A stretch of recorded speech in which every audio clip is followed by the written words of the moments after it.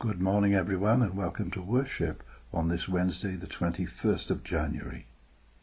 It's the feast of St Agnes, child martyr at Rome in the year 304.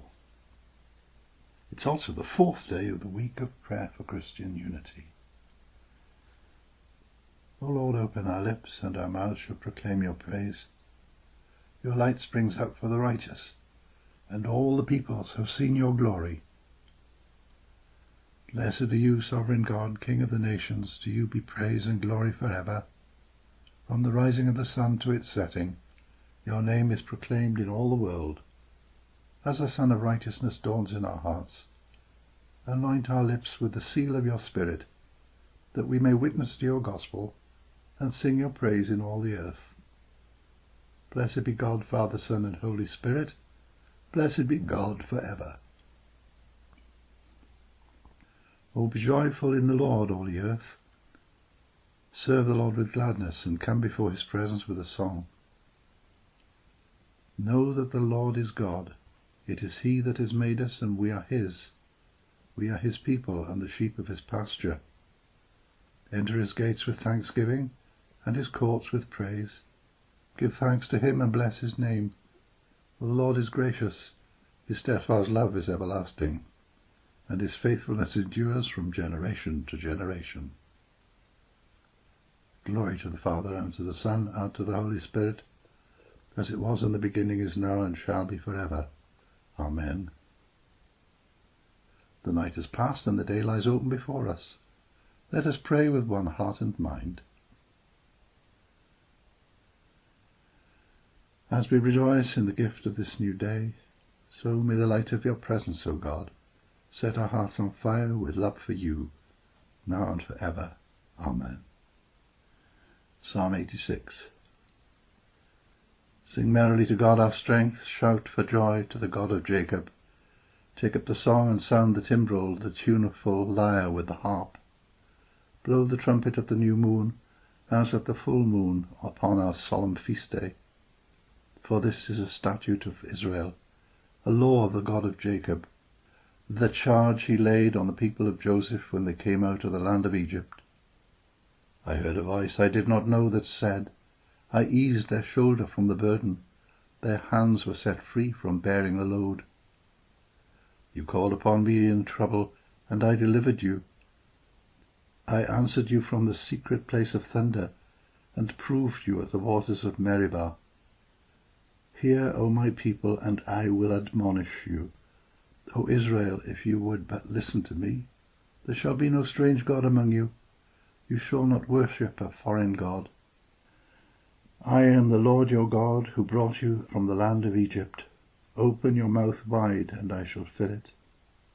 But my people would not hear my voice, and Israel would not obey me.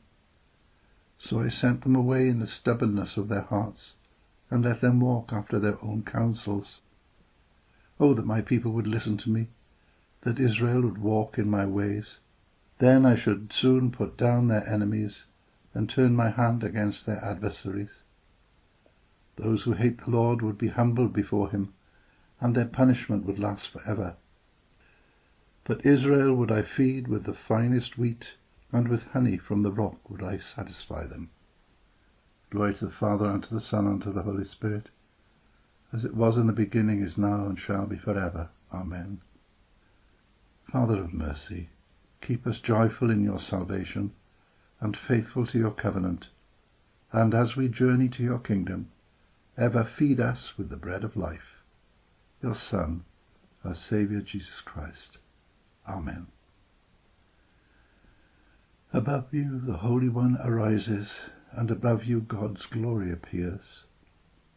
Arise, shine out, for your light has come. The glory of the Lord is rising upon you. Though night still covers the earth, and darkness the peoples, the nations will come to your light, and kings to your dawning brightness. Above you the Holy One arises. God's glory appears. Glory to the Father, and to the Son, and to the Holy Spirit, as it was in the beginning, is now, and shall be forever. Amen. A reading from the Gospel according to St Matthew. Immediately after the suffering of those days, the sun will be darkened, and the moon will not give its light. The stars will fall from heaven, and the powers of heaven shall be shaken. Then the sign of the Son of Man will appear in heaven, and then all the tribes of the earth will mourn, and they will see the Son of Man coming on the clouds of heaven with power and great glory. And he will send out his angels with a loud trumpet call, and they will gather his elect from the four winds, from one end of heaven to the other. But about that day and that hour no one knows, neither the angels of heaven nor the Son, but only the Father. For as the days of Noah were, so will be the coming of the Son of Man. For as in those days before the flood they were eating and drinking, marrying and giving in marriage, until the day Noah entered the ark, and they knew nothing until the flood came and swept them all away, so too will be the coming of the Son of Man. Then two will be in the field, one will be taken and one will be left. Two women will be grinding meal together, one will be taken and one will be left. Keep awake, therefore, for you do not know what day your Lord is coming. But understand this, if the owner of the house had known in what part of the night the thief was coming, he would have stayed awake and would not have let his house be broken into. Therefore you also must be ready, for the Son of Man is coming at an unexpected hour. This is the gospel of the Lord. Praise to you, O Christ. A gospel reading about the end of the world, appearing in our Epiphany-tide lectionary, when we had such readings in the Advent seasonal run-up to Christmas, seems a bit out of place. In Epiphany-tide we dwell on thoughts of Jesus, divine and human, Word become flesh, revealed as light of the world, light that shines in the darkness, darkness which cannot be overcome. Christ yesterday, today and forever, Alpha and Omega, the beginning and the end. All time belongs to him and all eternity, we declare in the Easter Vigil. But now we speak of the end, but this reading is about the end of time. We believe God's word illuminates history with its true meaning and purpose from start to finish. We are in no position to understand it from within finite time. There's no perspective from which we can see the whole. Only God can, and we believe and trust in God. Faced with so many uncertainties in the ancient world, suffering from earthquakes, plagues, famines, wars, and random tragic accidents, it was inevitable people got anxious about a future they felt powerless to alter. Only God could come to the rescue. But how to know when? What to hope for exactly? Some individuals claimed secret knowledge to the mind of God. Some individuals claimed secret knowledge of the mind of God, reading and interpreting the heavens and nature to predict when God would come, and history itself would be drawn to a conclusion in a day of reckoning. Enough of a disturbing thought to amplify the anxiety of anyone of uncertain faith. In today's world we are faced with so many uncertainties too, threats to our continued existence, identified with the aid of modern expertise. World war, environmental catastrophe, pandemic, famine, economic collapse, asteroids colliding with planet Earth, making it uninhabitable, artificial intelligence out of control, making us its slaves, or making humankind redundant. Scientific observation rather than prophets with psychic power and esoteric knowledge succeed in arousing fear, uncertainty and doubt just the same. Not necessarily the fear of God. The times we live in seem to resemble those the evangelist writes about in this passage. So where's the good news then? Matthew writes obscurely about the surprise arrival of the Son of the Man, as the Greek text states, rather than the Son of Man. which, when it appears in the book of Daniel, portrays a celestial figure of hope, bringing deliverance to a scared, helpless world. The coming of the Son of the Man can refer not to an individual, but to all humankind.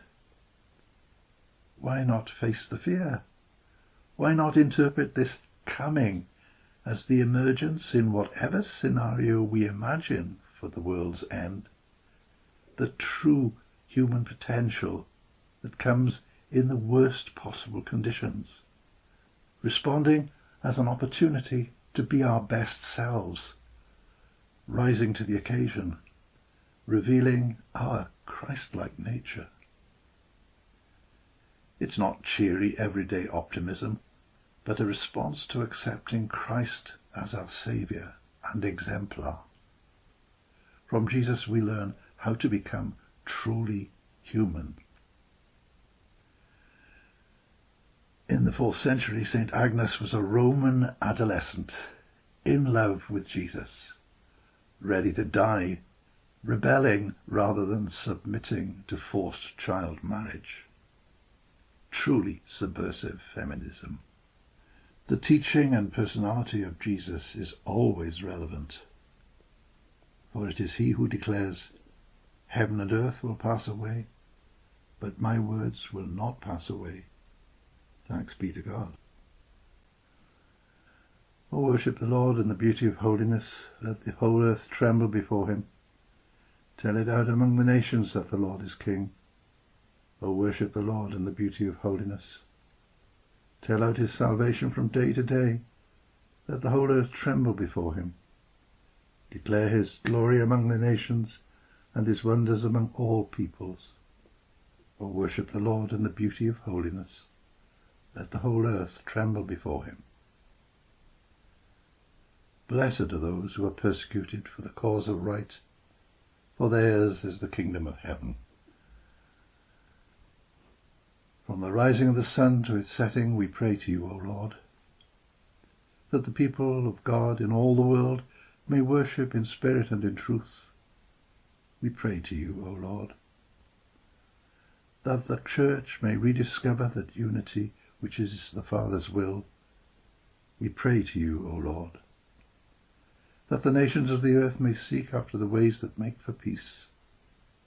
We pray to you, O Lord, that the whole creation, groaning in travail, may be set free to enjoy the glorious liberty of the children of God. We pray to you, O Lord, that all who with Christ have entered the shadow of death may rest in peace and rise in glory. We pray to you, O Lord. Believing and trusting in God's promises, let us commend the world to which Christ showed the way, to the Father's mercy. Our Father who art in heaven, hallowed be thy name. Thy kingdom come, thy will be done on earth as it is in heaven. Give us this day our daily bread, and forgive us our trespasses, as we forgive those who trespass against us. And lead us not into temptation, but deliver us from evil. For thine is the kingdom, the power, and the glory, for ever and ever. Amen. Eternal God, shepherd of your sheep, your child Agnes was strengthened to bear witness in living and dying to the true love of her Redeemer. Grant us the power to understand with all your saints what is the breadth and length and height and depth, and to know the love that surpasses knowledge, even Jesus Christ, your Son, our Lord, who is alive and reigns with you in the unity of the Holy Spirit, one God now and forever. Amen. And a prayer for this week of Christian unity. Lord Jesus Christ, you said to your apostles, "Peace I leave you, my peace I give to you." Look not on our sins, but on the faith of your Church, and grant us the peace and unity of your kingdom, according to your will. To you be glory and praise for ever and ever. Amen. Let us bless the Lord.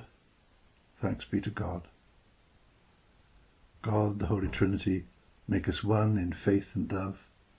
Guide us in truth and peace, and defend us on every side. Amen.